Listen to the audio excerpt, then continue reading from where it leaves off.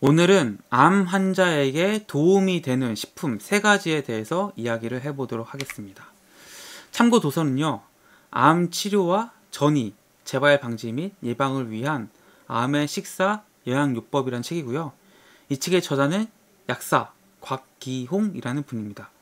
이분은요, 이제 전국을 돌면서 유명 한의사, 약사, 스님 등으로부터 자연의학을 사사받았다고 합니다. 그래서 오늘 암 환자에게 도움이 되는 식품, 먹지 말아야 될 식품에 대해서 한번 이야기해 보겠습니다. 일단 먼저 암 환자에게 도움이 되는 식품 3가지 말씀드려 볼게요. 첫 번째는 녹즙입니다. 돌미나리, 케일, 컴프리, 브로콜리, 쓴바귀, 민들레, 등등등등 다양한 채소 이런 것들을 이제 즙을 만들어서 식후 300cc 정도씩 하루에 1회에서 2회 정도 섭취하라는 거예요. 암 종류에 따라 녹즙의 영향은 크게 다를 수 있고요. 그래서 무조건 이것저것 먹는 것은 비추한다, 추천하지 않는다라고 얘기하고 있습니다.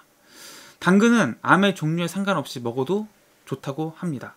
그래서 이 녹즙은 진짜 그 채소의 그 성분마다 작용하는 게 당연히 다르겠죠. 영양 성분이 다르니까.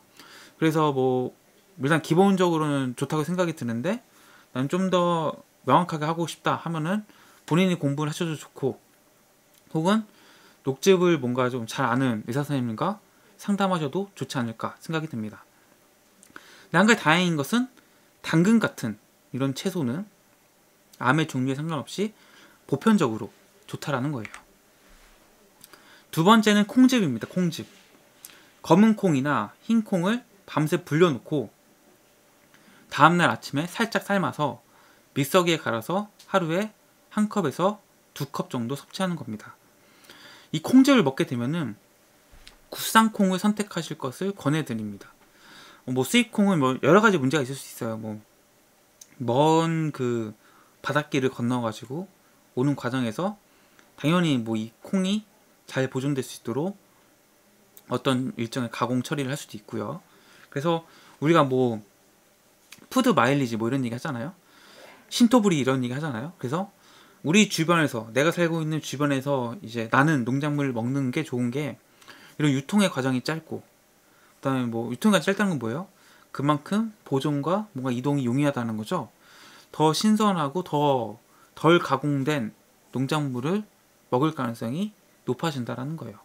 그래서 이 콩즙을 드실 때는 우리 검은콩, 설에 때 보통 우리나라 콩 있죠. 이 국산콩을 토대로 해서 검은콩이나 흰콩을 불려놓고 믹서기에 갈아 드셔도 좋고, 저 같은 경우에는 이제 그 두유기가 있습니다. 두유기를 콩을 씻어가지고 버튼 하나 딱 눌러주면은 이게 두유로 만들어져 나와요. 그래서 저는 이게 맛있더라고요. 그래서 이렇게 믹서기로 좀 삶아서 갈아서 먹는 게 좀 불편하다 하시는 분들은 두유기를 사셔가지고 두유기에 이제 넣어서 두유를 만들어 드시면은 콩을 그대로, 모든 성분 그대로 온전히 1컵 분량을 이제 두유의 형태로 먹을 수 있기 때문에 저는 차 대신 먹어도, 혹은 커피 대신 마셔도 좋다는 생각이 듭니다. 세 번째는 과일입니다. 식전이나 식후에 토마토나 사과, 당근 등을 갈아서 즙을 내서 마시면 좋은데요. 이 밖에 신선한 야채, 버섯류, 해조류, 멸치, 다시마, 미역, 살구씨, 표고버섯, 도라지, 파래, 김, 양배추 등을 자주 먹으면 좋다고 얘기하고 있습니다. 그래서 과일이 우리 몸에 좋다는 것은 제가 여러 영상을 통해서, 여러 책을 통해서, 또 여러 전문가분들을 통해서 말씀드렸죠. 그래서 이 과일도 가급적이면 자주 챙겨 드시면 좋은데, 이 책에는 식전이나 식후에 이제 좋다고 했는데, 이제 제가 과일 전문가분들 인터뷰 해보면은 식후보다는 식전에 먹는 게 좋다라고 이야기하고 있습니다. 암 환자가 먹지 말아야 될 식품들 있죠. 우리가 좋은 식품을 챙겨 먹는 것도 좋지만 좋지 않은 식품을 안 먹는 것도 중요합니다. 그래서 암 환자가 먹지 말아야 될 식품을 말씀드리면은, 첫 번째, 인공식품이나 인스턴트 식품입니다. 발암물질인 방부제, 발색제, 각종 색소 등의 첨가물, 그리고 또 흰설탕이 많이 들어있습니다. 그래서 첨가물들이 우리 몸에 굉장히 안 좋아요. 소량이라서 문제가 없다라고 생각하시는 분도 있지만, 몸이 많이 약해진 상태이고, 우리 몸의 해독률이 많이 떨어진 상태, 그리고 좀 마음이 많이 약한지 상태에서는 이제 소량의 그런 첨가물들이 이제 우리 몸에 치명적인 위험을 줄 수 있다 생각이 듭니다. 그리고 안 좋은 걸 굳이 먹을 필요는 없잖아요. 그래서 인공식품이나 인스턴트 식품은 가급적 피하시는 게 좋다. 두 번째는 동물성 기름입니다. 동물성 기름은 피를 끈적끈적하게 한다고 합니다. 그래서 혈액순환을 방해하여서 산소와 영양분의 공급에 차질을 가져오고요. 인체의 면역력을 떨어뜨려서 암세포 분열을 돕는 체내 환경을 만든다고 합니다. 세 번째는 자극적인 음식입니다. 맵고 너무 짜고 너무 뜨겁고 찬 음식, 너무 자극적인 음식은 우리 몸을 좋게 만들 리가 없겠죠. 그렇기 때문에 자극적인 음식은 피하시는 게 좋고요. 그리고 네 번째는 밀가루 음식, 너무 많이 얘기했죠. 다섯 번째 튀긴 음식, 무엇이든지 튀기면 안 좋다. 네, 특히 이제 튀김에는 기름이 항상 들어가죠. 이 기름이 굉장히 안 좋은 경우가 너무나 많다. 그래서 튀김 음식 너무 맛있지만 줄이셔야 된다. 그리고 난 너무 먹고 싶다 하면 정말 좋은 기름에 튀긴 것을 드셔야 한다. 여섯 번째는 절인 음식, 탄 음식, 이제 이런 음식들을 이제 드시면은 암 환자분들은 좋지 않습니다. 또 이제 모든 찌개나 국의 국물은 멸치나 다시마, 표고버섯, 무 이런 것들로 우려내셔서 드실 것을 권하고 있고요. 소스도 많이 먹죠. 그래서 소스는 무, 과일, 꿀, 깨, 현미, 식초, 레몬, 참기름 등으로 만드시는 것을 권하고 있습니다.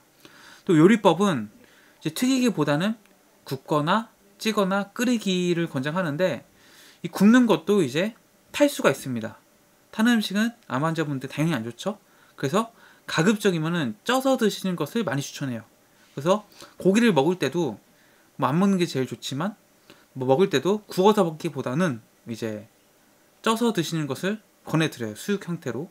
그리고 이제 고기를 구울 때 이제 우리가 직화로 많이 굽잖아요. 숯불 같은 걸로. 이때 안 탄 게 안 생길 수가 없어요. 탄 게 많이 생기는 것은 우리가 안 먹거나 드러낼 수 있지만 필연적으로 고기를 굽다 보면 탄 부분이 생기게 되고 그것을 먹게 되거든요. 근데 그것들이 다 발암 물질이다. 그래서 애초에 그런 위험을 확 줄이는 게 중요하다라는 거죠. 그래서 제가 이제 오늘 암에 좋은 식품 3가지와 암 환자가 제한해야 될, 먹지 말아야 될 식품들을 소개해 드렸는데, 결국은 알아야 이것을 가려낼 수 있겠죠. 근데 이런 것을 공부하기 싫어하고 난 몰라, 어려워 이렇게 이제 생각하시면은 의사들의 말, 약사들의 말만 믿고 약을 먹을 수밖에 없는 거예요. 건강기능 식품 챙겨 먹고 영양제 챙겨 먹고. 근데 그게 이제 그 효과가 있느냐?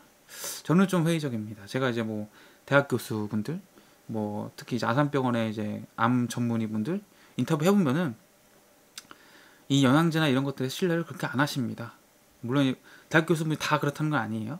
제가 만났다 분들도 있고, 오히려 먹지 마라, 그런 거 쓰지 마라 라고 하시는 분도 있고 하거든요.